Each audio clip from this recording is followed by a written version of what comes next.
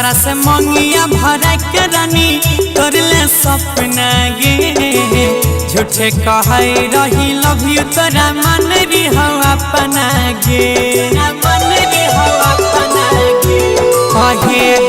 गई दोसरा से मंगिया भरा के रानी तोरले सपना गे झूठे कहै रही लव यू तोरा मन री हो अपना गे झूठे कहै रही लव यू तोरा मन री हो अपना गे म्यूजिक बाय सौरभ बाबू मन री हो अपना गे तोरा बिन कटे रतिया गे याद आवे ससुरतिया गे Vijay Shri digital audio recording studio गे रानिया याद आवे सबटा कहानी याद आवे सबटा कहानी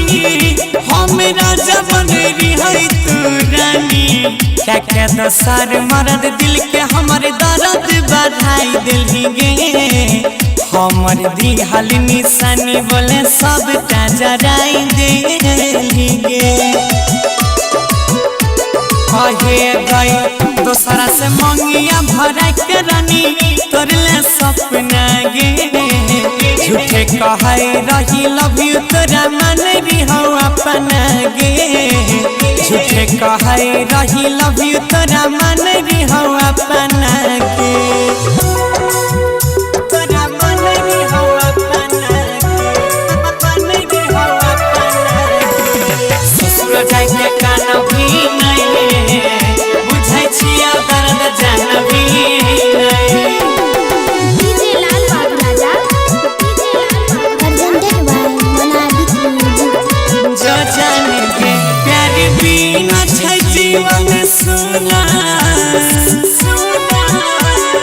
हर जइया के प्यार बिना छै जीवन सुना